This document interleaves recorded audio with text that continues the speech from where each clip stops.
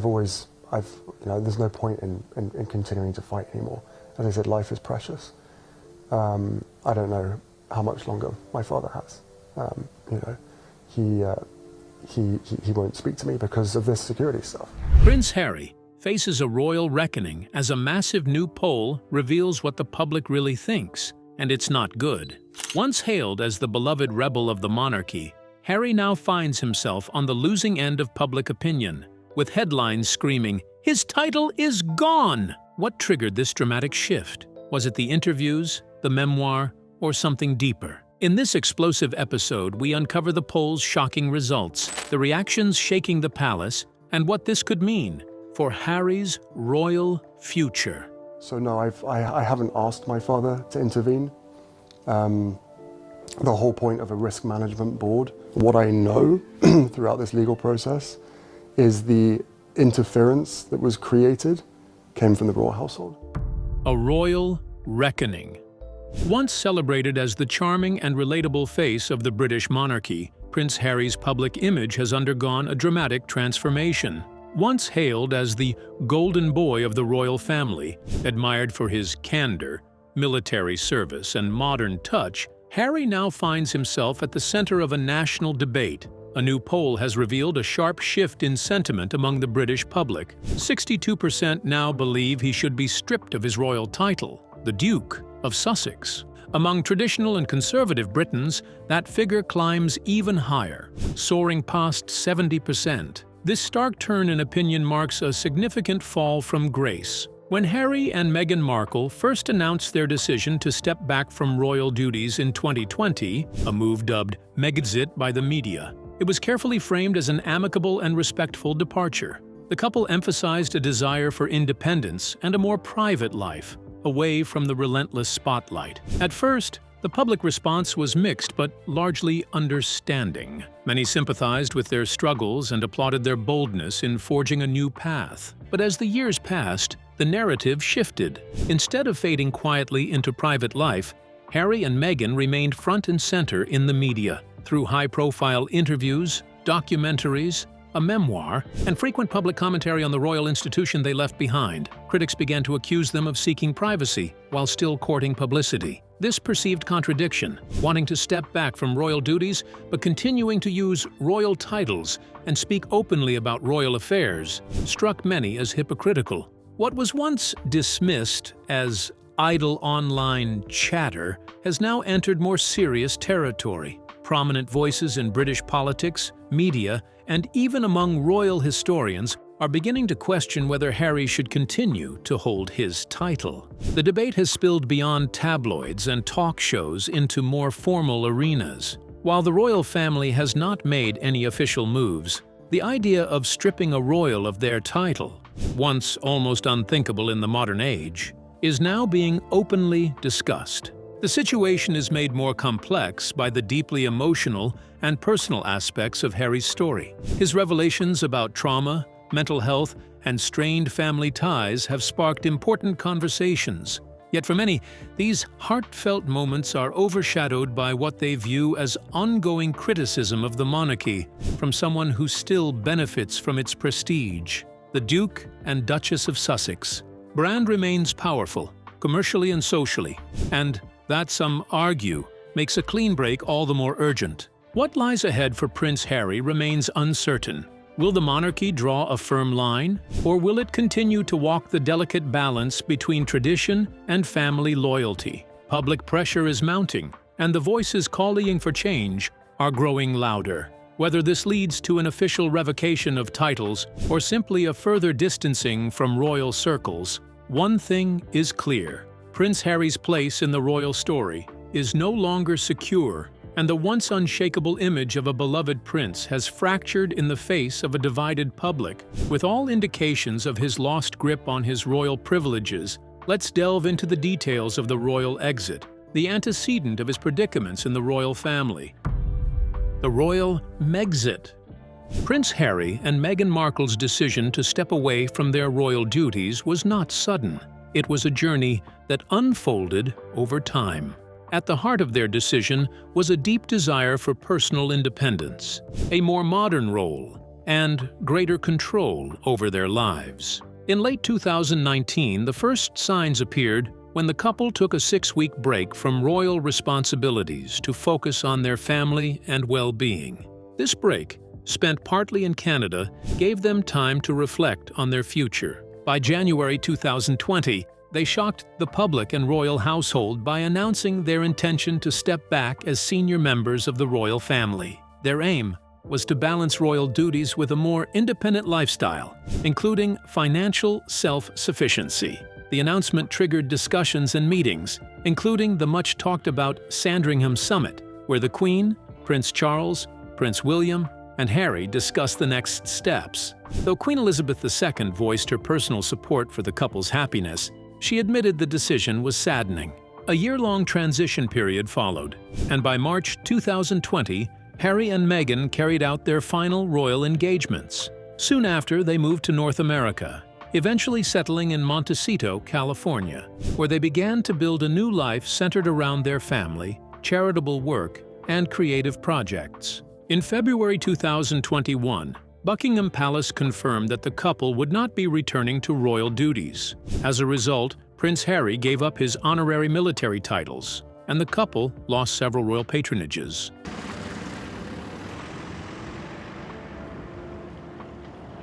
However, they retained their Duke and Duchess of Sussex titles. That same year, their explosive interview with Oprah Winfrey shocked the world. Meghan opened up about her struggles with mental health and feeling unsupported, while Harry described tension within the royal family and difficulties he faced after their decision to step back. Their Netflix docuseries added even more detail, revealing the emotional weight of their experiences and their sense of isolation within the institution. Issues such as racism and neglect were brought into the spotlight, sparking global debate. Despite ongoing tensions, Harry returned to the UK for significant royal events, such as Prince Philip's funeral in 2021 and Queen Elizabeth II's Platinum Jubilee and state funeral in 2022. Meghan and their children, Archie and Lilibet, generally remained in the United States during these trips.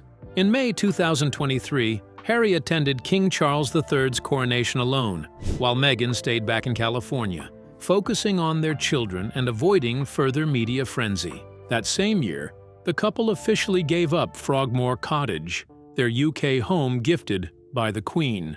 This move symbolized a final physical break from their life as working royals. Even though some wounds remain open and reconciliation seems slow, Harry has expressed hope for mending relationships, saying the door for dialogue is always open. Today, Harry and Meghan are forging a new identity through their foundation, Archewell, along with media ventures and advocacy work. Their focus includes mental health, racial justice, environmental causes, and protecting family privacy. Though they are no longer working royals, their global influence and high public profile remain strong.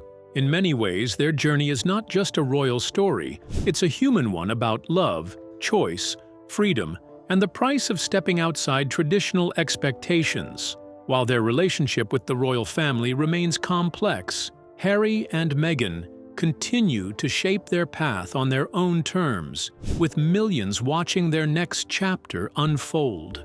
Now that all seem to be lost, Prince Harry takes hold of any opportunity to show his readiness to reconcile. Let's dive into the details of the BBC interview that backfired. Sympathy or strategy?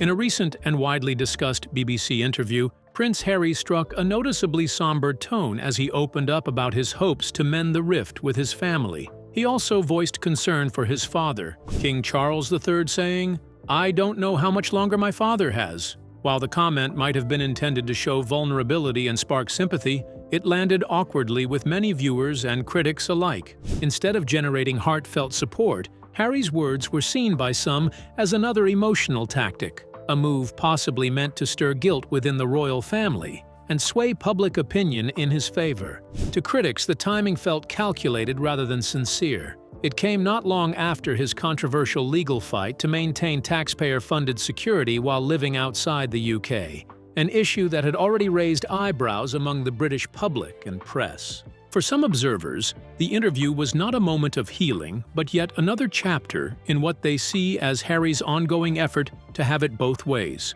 They argue that he seeks the honor and recognition of being a royal. I safely say from my experience and all the traveling that I've done all over the world, speaking to people, yet resists the weighty duties and expectations that come with the title. This perceived contradiction has only deepened public frustration.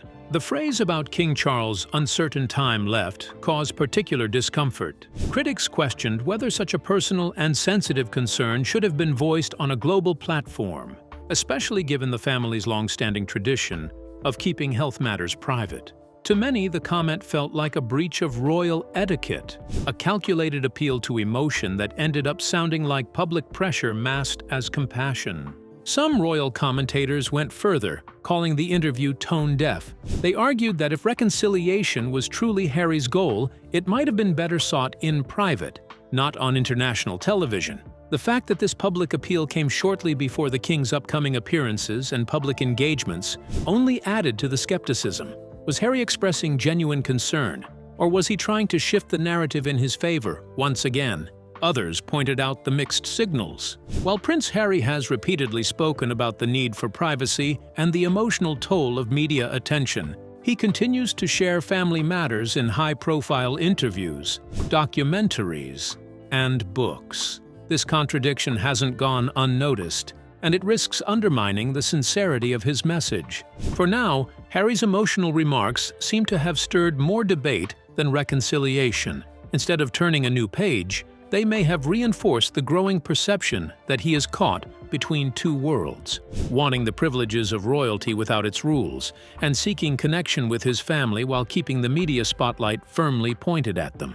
What was possibly meant to be a tender moment has now become a focal point in a much larger story, one about image, influence, and the ever-complicated bond between personal truth and public perception. Whether this latest move will bring Harry closer to the royal family or widen the gap remains to be seen. But one thing is certain, his words once again have set the world talking. Let's talk about some of Prince Harry's excesses as he broke the agreement on the use of royal titles, his Netflix presence, the way he discloses royal secrets, among others. Titles, Netflix, and the paradox of privacy.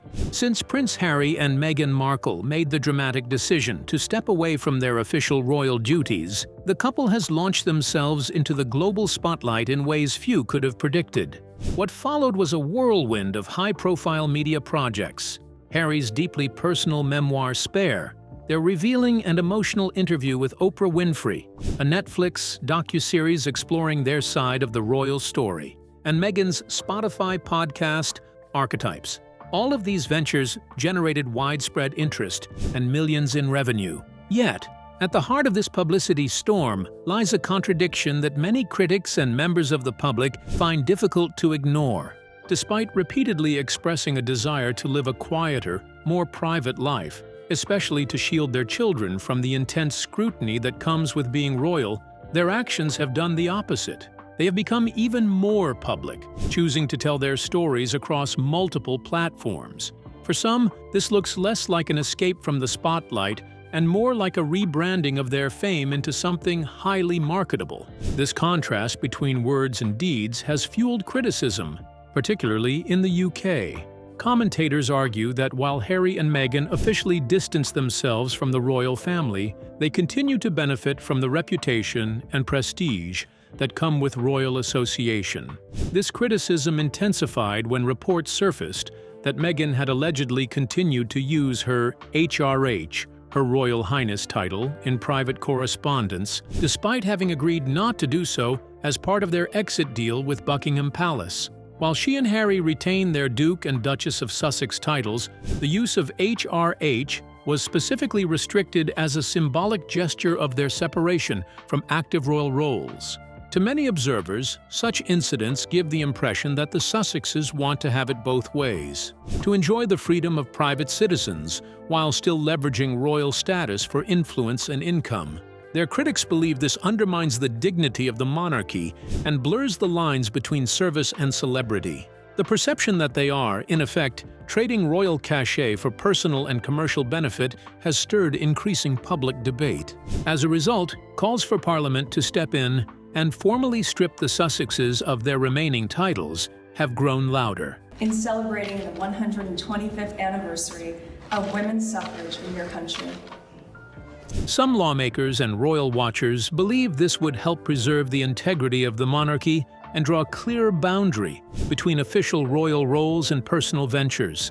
They argue that if Harry and Meghan no longer serve the crown, they should not continue to benefit from titles that carry the weight of public duty and national history. At the center of this debate is a deeper question about the evolving role of the monarchy in the modern world. Can someone walk away from royal life and still hold on to the privileges and status it offers? Or should stepping back also mean letting go of the symbols that come with it? As Harry and Meghan continue to build their new lives in California, crafting their image and brand far from the royal court, their story remains a lightning rod for discussions about tradition, celebrity, freedom, and fairness. Whether Parliament will act or the Sussexes themselves will make further changes remains to be seen. But for now, the debate rages on. From the situation of things, the legitimate intervention of the Parliament is imminent, considering the extent to which Prince Harry's case is getting out of hand.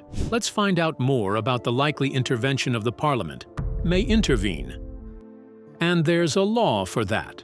Most people have no idea, but Britain actually has an old, almost forgotten law tucked away in its books, one that could be brought back to life to deal with a current royal controversy. It's called the Titles Deprivation Act of 1917, a law passed during the chaos of World War I.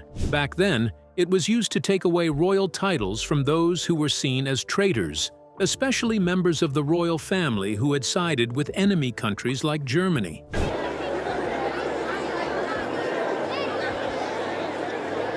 Fast forward more than a century, and this same dusty piece of legislation is being whispered about again, this time concerning a very different kind of royal storm. The focus now? Prince Harry and Meghan Markle, the Duke and Duchess of Sussex. In a surprising twist, some politicians believe this 100-year-old law might be the perfect solution to what they see as a modern form of betrayal, not against the country in war, but against the monarchy itself. One of the voices leading this unusual idea is Conservative Member of Parliament Bob Seeley. He is reportedly preparing to bring forward a private member's bill, a type of proposal that individual lawmakers can introduce, which aims to strip Harry and Meghan of their royal titles. Why such a drastic move? According to Seeley and others who share his concerns, the couple's actions over the past few years, from public interviews to revealing royal family secrets, have done serious damage to the image and authority of the crown.